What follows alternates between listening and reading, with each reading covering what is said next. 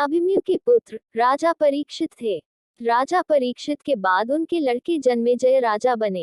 एक दिन जन्मेजय वेदव्यास जी के पास बैठे थे। बातों ही बातों में जन्मेजय ने कुछ नाराजगी से वेदव्यास जी से कहा कि जहां आप समर्थ थे, भगवान श्री कृष्ण थे, भीष्म पितामह, गुरु द्रोणाचार्य, कुलगुरु कृपाचार्य जी, धर्मराज युधिष्ठिर जैसे महान लोग उपस्थित थे, फिर भी आप महाभारत के युद्ध को होने से नहीं रोक पाए और देखते देखते अपार जन धन की हानि हो गई। यदि मैं उस समय रहा होता तो अपने पुरुषार्थ से इस विनाश को होने से बचा लेता। अहंकार से भरे जन्मेजय के शब्द सुनकर भी व्यास जी शांत रहे। उन्होंने कहा, पुत्र, अपने पूर्वजों की क्षमता पर शंका न करो। यह विधि द्वारा निश्चित था, जो बदला नहीं जा सकता था। यदि ऐसा हो सकता तो श्री कृष्ण में ही इतनी सामर्थ्य थी कि वे युद्ध को रोक सकते थे। जन्मेजय अपनी बात पर अड़ा रहा और बोला, मैं इस सिद्धांत को नहीं मानता। आप तो भविष्यवक्ता हैं, मेरे जीवन की होने वाली किसी होनी को बताए, मैं उसे रोककर प्रमाणित कर दूंगा कि विधि का विधान निश्चित नहीं होता। व्यास जी ने कहा, पुत्र, यदि तू यही चाहता है तो सुन।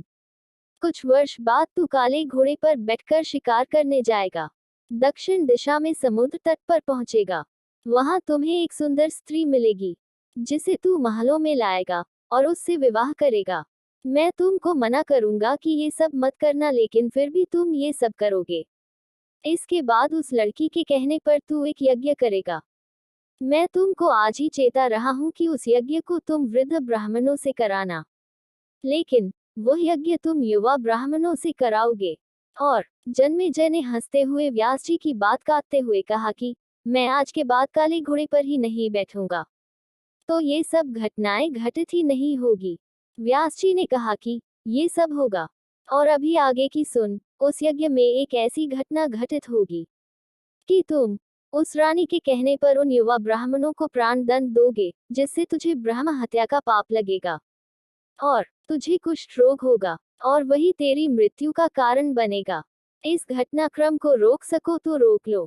वेदव्यास जी की बात सुनकर जन्मेजय ने एहतियातवश शिकार पर जाना ही छोड़ दिया। परंतु जब होनी का समय आया तो उसे शिकार पर जाने की बलवती इच्छा हुई। उसने सोचा कि काला घोड़ा नहीं लूंगा, पर उस दिन उसे अस्तबल में काला घोड़ा ही मिला।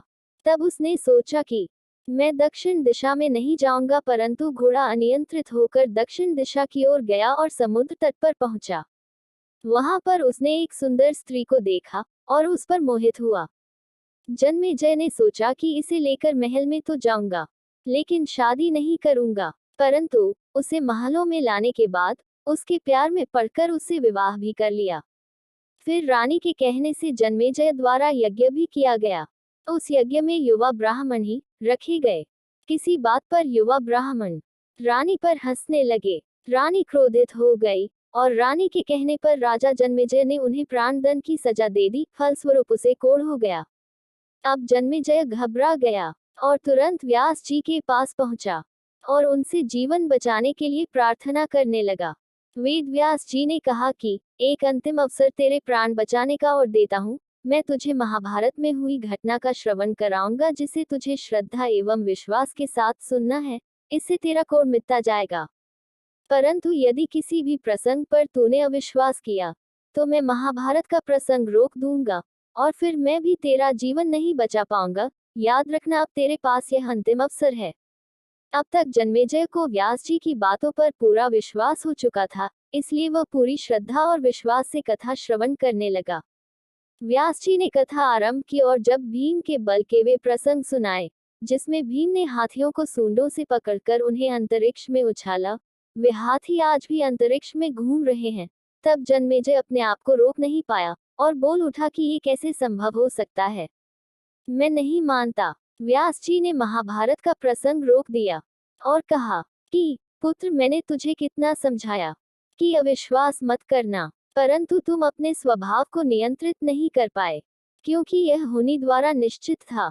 फिर व्यास जी ने अपनी मंत्र शक्ति से आह्वान किया और वे हाथी पृथ्वी की आकर्षण शक्ति में आकर नीचे गिरने लगे। तब व्यास जी ने कहा, यह मेरी बात का प्रमाण है। जितनी मात्रा में जन्मेजय ने श्रद्धा विश्वास से कथा श्रवण की, उतनी मात्रा में वह उस कुष्ठ रोग से मुक्त हुआ, परंतु एक बिंदु रह गया और वही उसकी मृत्यु का कारण बना। सार, पहले बनती हैं तकदीरें, फिर बनते हैं शरीर। कर्म हमारे हाथ में है, लेकिन उसका फल हमारे हाथों में नहीं है। गीता के 11वें अध्याय के 33वें श्लोक में श्री कृष्ण अर्जुन से कहते हैं, उठ खड़ा हो और अपने कार्य द्वारा यश प्राप्त कर। ये सब तो मेरे द्वारा पहले ही मारे जा चुके हैं, तू तो केवल निमित्त बना है। होनी को टाला नहीं जा सकता, लेकिन नेक कर्म व ईश्वर नाम जाप से होनी के प्रभाव को कम किया जा सकता है, अर्थात रोग आएंगे परंतु पीड़ा नहीं होगी।